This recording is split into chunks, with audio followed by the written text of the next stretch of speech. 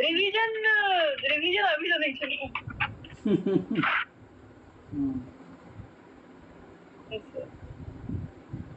चलिए, कहाँ तक हो गया था जरा बताइएगा। दीपू जी क्या हाल है? All good, sir. Sir, I have a little bit of concern as if now, like, मुझे वो मीन राशि के विचार्य और तत्व ये सब नहीं मिले हैं। Like, while watching the videos, I can't able to find these stuff. देखिए, कुछ रिकॉर्डिंग्स छूट जाती हैं, तो इसीलिए मैं सोचता हूँ कि क्लास में आप लोग कंटिन्यू रहेंगे तो चीज़ें ठीक रहेंगी। एक्चुअल में सब पोस्ट प्रोडक्शन वर्क्स चल रहा है, तो that leads me to like get it little bit जो चीज़ें छूट गई हैं ग्रुप में अगर किसी ने जो ये पूछ रहे हैं दीपू जी, अनीता मैम, अगर आप लिखी होंगी तो अपने कॉपी का फोटो अपलोड कर दीजिएगा ग्रुप में। जी जी कर दूंगी। आपको नोट्स मिल जाएंगे दीपू जी ना, कोई भी शेयर कर देगा। ओके, या आप जो है जो चीज़ें टॉपिक छूट जाती हैं, अगर कोई एब्सेंट रहता है तो आप ग्रुप में एक बार मैसेज कर लिया करिए कि ये टॉपिक्स जिसने भी लिखा हो प्लीज़ शेयर कर दीजिए। ओके, तो कोई ना कोई भेज देगा, कोई दिक्कत नहीं। कहाँ तक हुआ था? 8 कॉलम वो जो पूरे बनाए वो तो कंप्लीट हो गए, कंप्लीट हो गए। नीचे से हेडिंग डालिए, ज्योतिष शास्त्र में नक्षत्र का महत्व।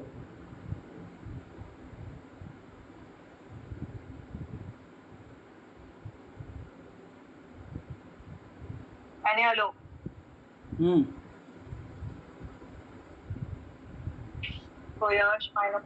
हेलो।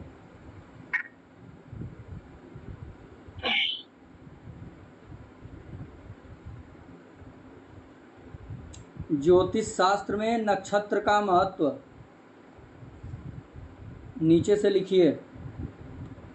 जन्म कुंडली के फलादेश में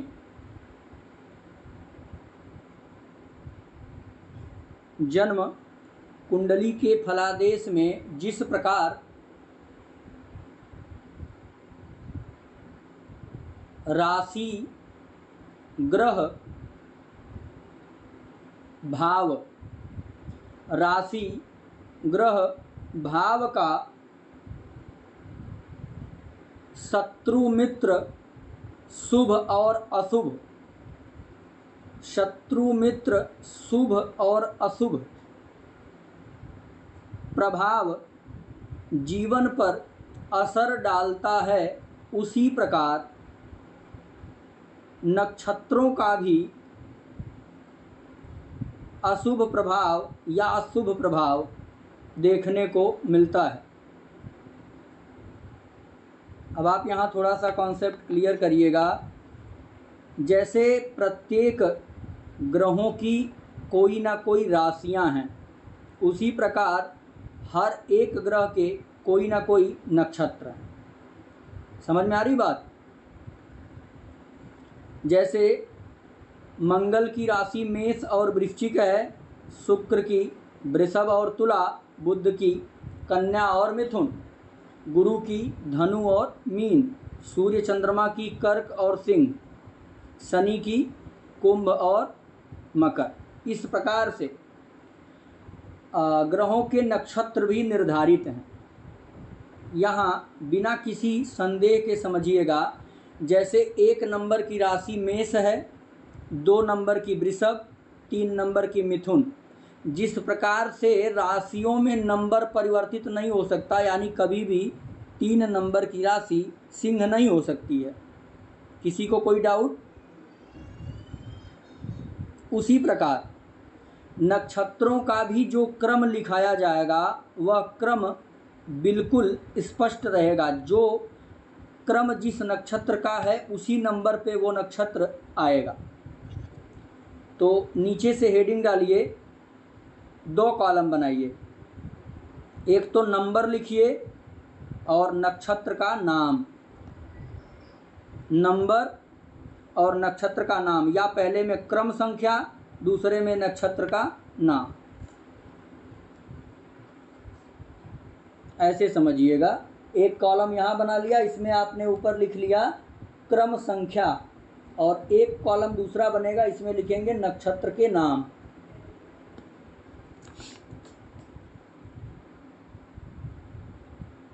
अब एक नंबर में लिखिए, एक नंबर क्रम संख्या में एक सामने अश्विनी,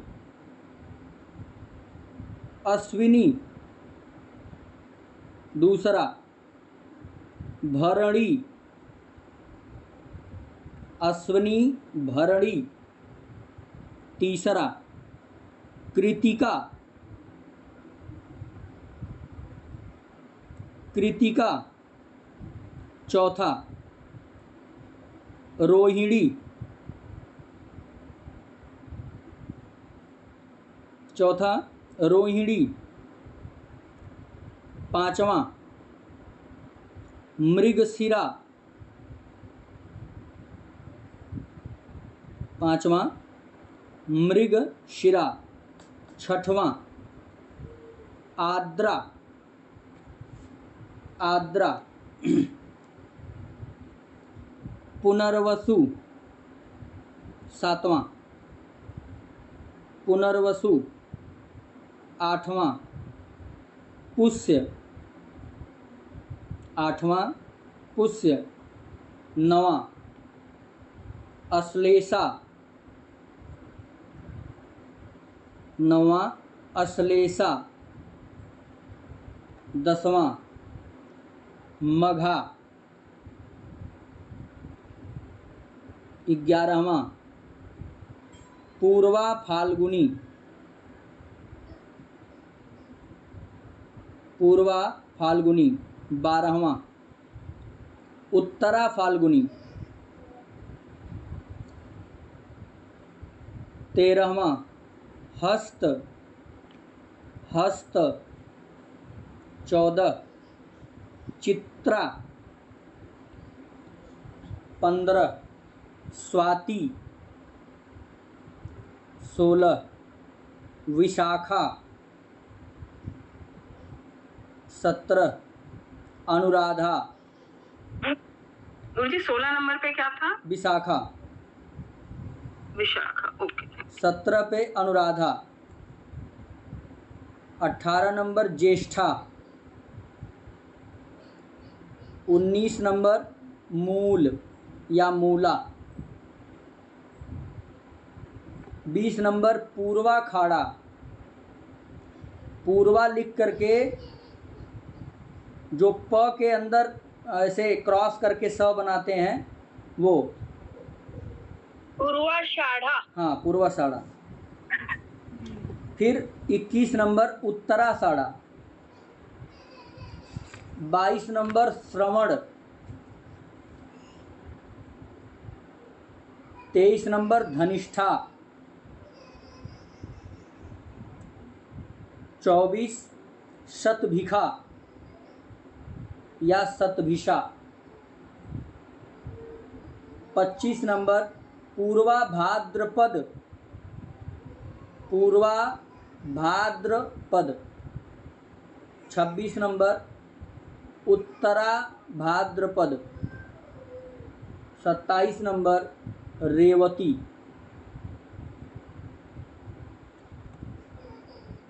यह टोटल आपके 27 नक्षत्र हैं। बात समझ में आई? जिस प्रकार से 12 राशियां हैं उसी प्रकार 27 नक्षत्र हैं। अब आप लिखिए कि किस ग्रह का कौन सा नक्षत्र। तो एक कॉलम नीचे बनाइए ग्रह और अगला लिखिए नक्षत्र। एक तो आपको नक्षत्रों के नाम पता चल गया और कौन सा नक्षत्र किस नंबर पे है ये पता चल गया। अब अगला जान लीजिए कि किस ग्रह का कौन सा नक्षत्र है।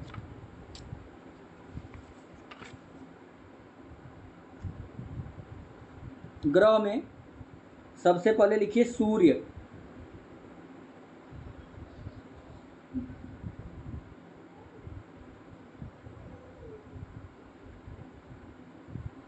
हर एक ग्रहों के 3 नक्षत्र हैं, तो ग्रह कितने हैं? 27। नहीं, ग्रह। ग्रह 9 है। हाँ, ग्रह 9 9 हुए या 27। और नक्षत्र 27, तो एक एक ग्रह को 3 नक्षत्र मिले हैं, जी तो 27 विभाजित हो जाएंगे। तो सूर्य के सामने लिखिए कृतिका, उत्तरा फाल्गुनी और उत्तरा साड़ा।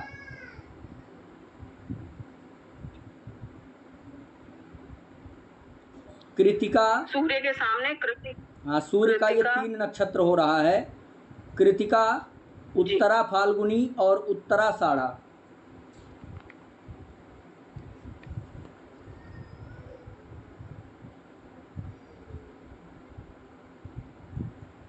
सूर्य का 3 नक्षत्र हुआ, कृतिका, उत्तरा फाल्गुनी, उत्तरा साड़ा।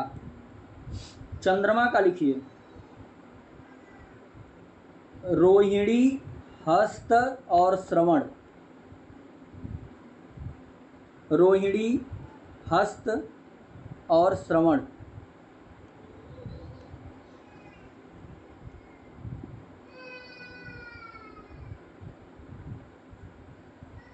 मंगल का लिखिए मृगशिरा, चित्रा, धनिष्ठा।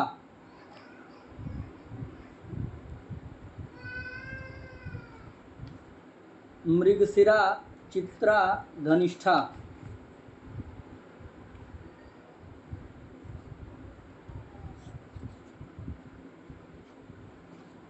मृगशिरा, चित्रा, धनिष्ठा। बुध का लिखिए अश्लेषा, ज्येष्ठा, रेवती। अश्लेषा, ज्येष्ठा, रेवती।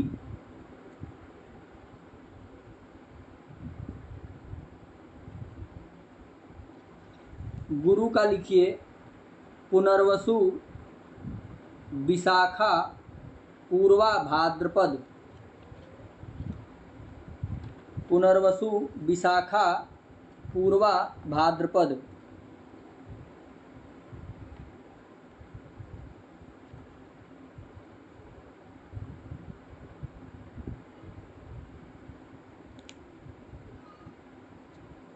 शुक्र का लिखिए भरणी, पूर्वा भाद्रपद, भरणी, पूर्वा भाद्रपद।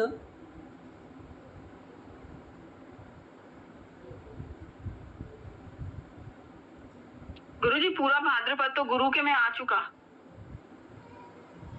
हाँ सॉरी, पूर्वा साड़ा। पूर्वा साड़ा भी आ गया क्या? नहीं। हाँ पूर्वा साड़ा लिखिए। शुक्र में पूर्वा साड़ा, भरणी और उत्तरा साड़ा।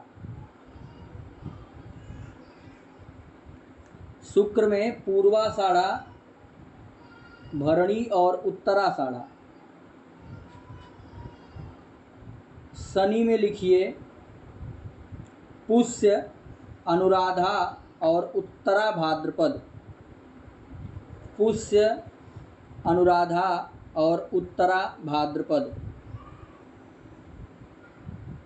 राहु में लिखिए आद्रा, स्वाति, शतभिखा।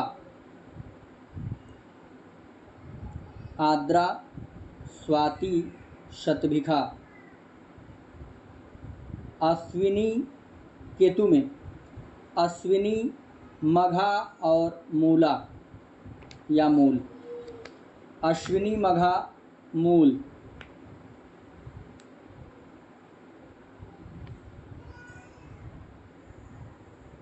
सबका हो गया?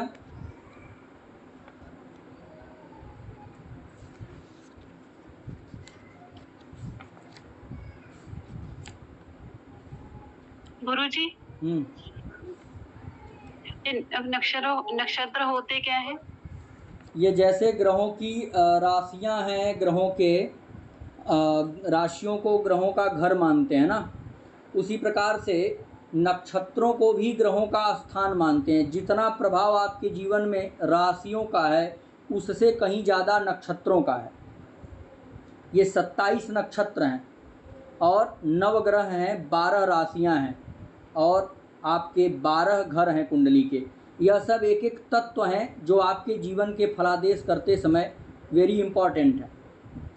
तो राशियों की तरह नक्षत्रों का भी जीवन पर प्रभाव है। अब जैसे कोई ग्रह, अब हमने आपको लिखाया कि किस ग्रह का कौन सा नक्षत्र है, तो जब आप कुंडली देखेंगे अब पता चला कि सूर्य के नक्षत्र में कहीं शनि बैठा हुआ है, तो जैसे शत्रु मित्र राशियों का कुंडली पर प्रभाव है, वैसे ही नक्षत्रों का भी फलादेश करना होगा। आगे मैं फलादेश में बताऊंगा।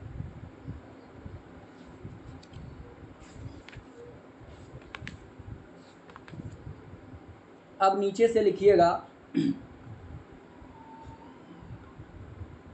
स्वभाव के अनुसार नक्षत्र की श्रेणियां।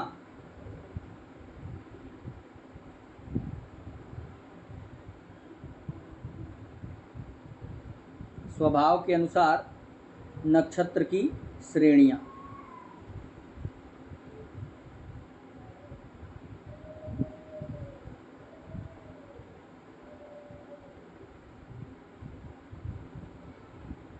हेडिंग में डालिए शुभ नक्षत्र।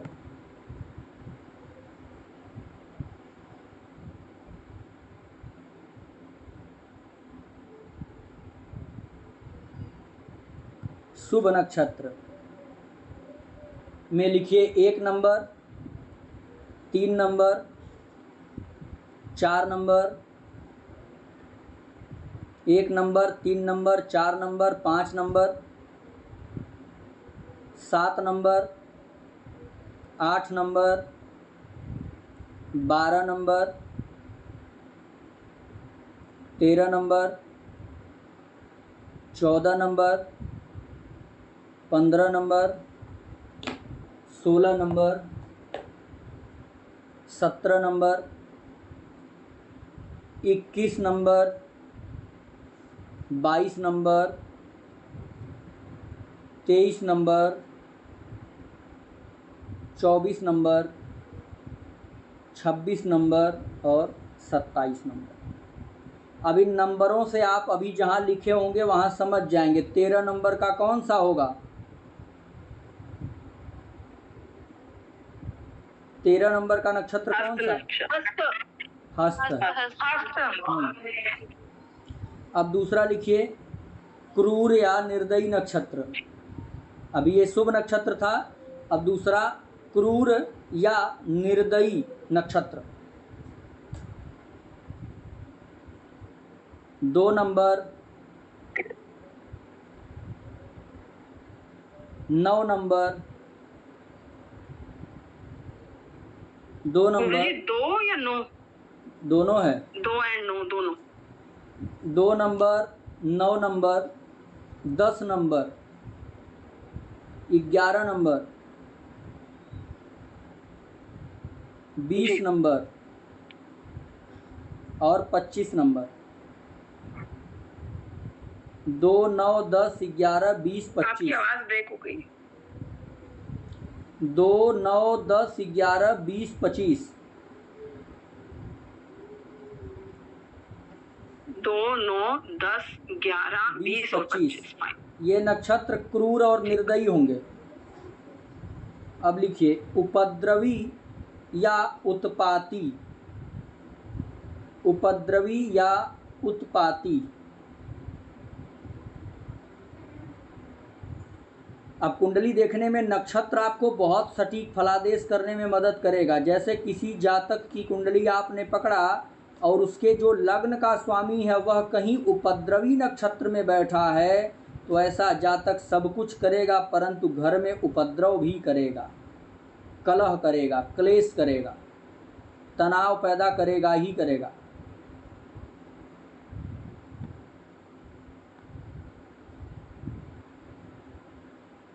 चलिए आज इतना ही। किसी एक की आज कुंडली लेते हैं उदाहरण के रूप में, फलादेश कैसे करेंगे। गुरुजी उपद्रवी या उत्पाती नक्षत्र रहेंगे। उपद्रवी और उत्पाती का मतलब बोलें अगर तो क्या कहेंगे उसको, आप कह लीजिए कि मतलब बहुत बड़ा Which create problem. फ्रॉड कह लीजिए या स्टूपिड कह लीजिए। नहीं, मैं मीनिंग नहीं पूछ रही हूँ। बीच में कुछ नक्षत्र छूट गए हैं कौन सा? इसमें आते थे 17 के बाद शुभ में 17 फिर 21 है, तो 18 19 तो आया ही नहीं। क्रूर या निर्दयी ग्रह किधर भी। हाँ वो आगे आएगा ना, तो इसीलिए मैं पूछ रही थी उपद्रवी में कौन से आते हैं। वो कल या अगली क्लास में बताएंगे। हेडिंग ठीक। डाल लीजिए नक्षत्र की विशिष्ट श्रेणियां।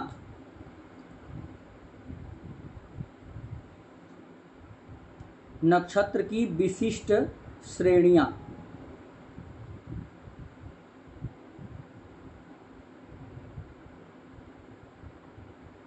चलिए अच्छा लिख ही लीजिए। अब पहला लिखिए पंचक।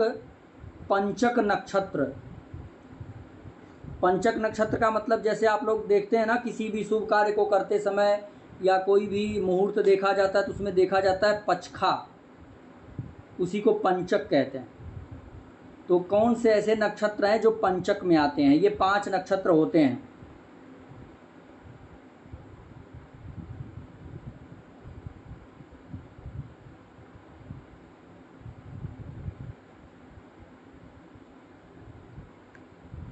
लिखिए नक्षत्रों की संख्या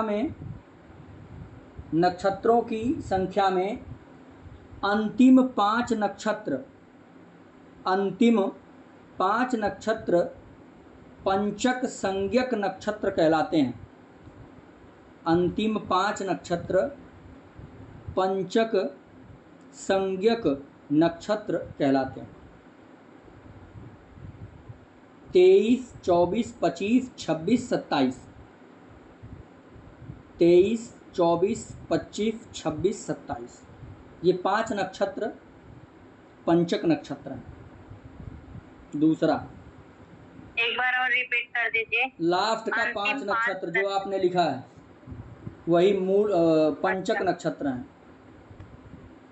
और ये शुभ भी माने जा सकते हैं क्या? क्योंकि शुभ कैटेगरी में लिखा हुआ है ना हमने। नहीं ये शुभ 23, नहीं है, 24, 26 और 27। ये शुभ नहीं होंगे। लेकिन शुभ नक्षत्र में मतलब लिखा है ना आपने शुभ का शुभ मतलब नक्षत्र। ये है इनका स्वभाव तो शुभ है, लेकिन जब तिथि मुहूर्त वगैरह देखेंगे तो शुभ कार्य इसमें नहीं करेंगे।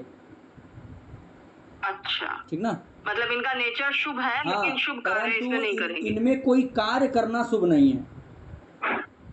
ठीक है, जन्म नक्षत्र है तो कोई बात नहीं, लेकिन कार्य नहीं करना है। हाँ, अब जन्म नक्षत्र है तो उसको चेंज भी तो नहीं कर सकते। जी जी। खास करके इन नक्षत्रों में मृत्यु अच्छी नहीं मानी जाती है। यस, पंचक लग गए। अगला लिखिए मूल नक्षत्र। बच्चा जब पैदा होता है तो मूल नक्षत्र।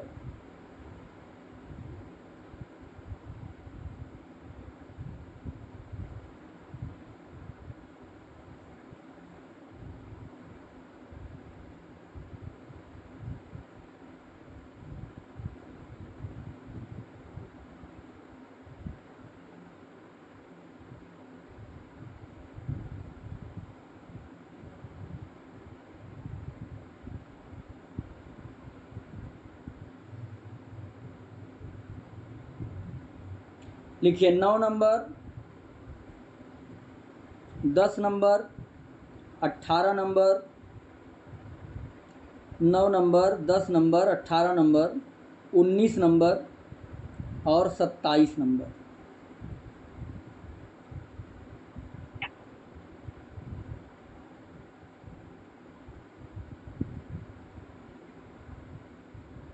नौ, 10, 18, 19, 27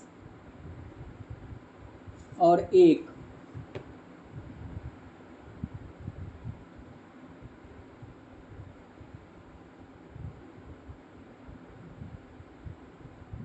नौ, 10, 18, 19, 27 और 1। हाँ, ये मूल नक्षत्र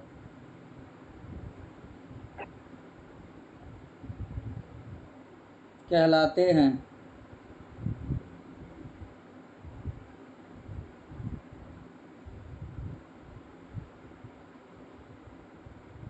मूल तो अपने आप में एक नक्षत्र हुआ ना।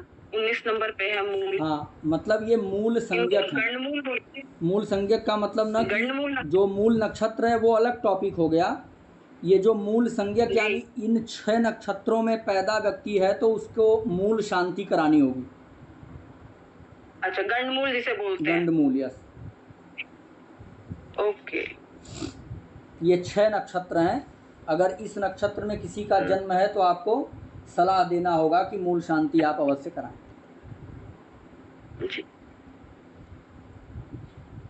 हो गया। अब किसी एक दिन क्लास में बता देंगे कि एक राशि में कितने नक्षत्र आते हैं। राशियां हमारी कितने डिग्री की होती हैं? 30 डिग्री 30 की। डिग्री। एक नीचे मोटी हेडिंग में कहीं लिख लीजिए, राशियां 30 डिग्री की होती हैं और ग्रह भी 30 अंश के होते हैं।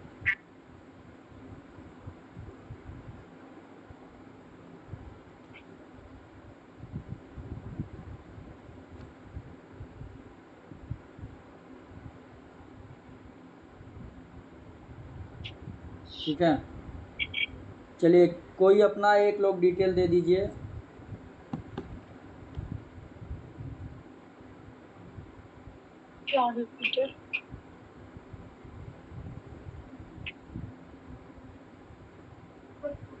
मैं दूं? बोलिए वर्षा। वर्षा 30 जून 2000। 30 जून। हाँ 2000।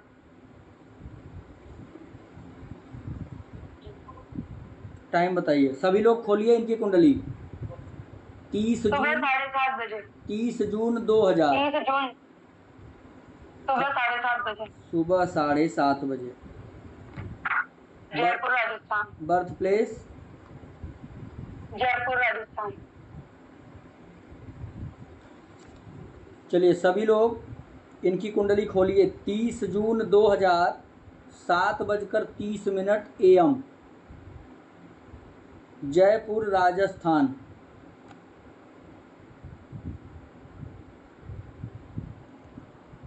7:30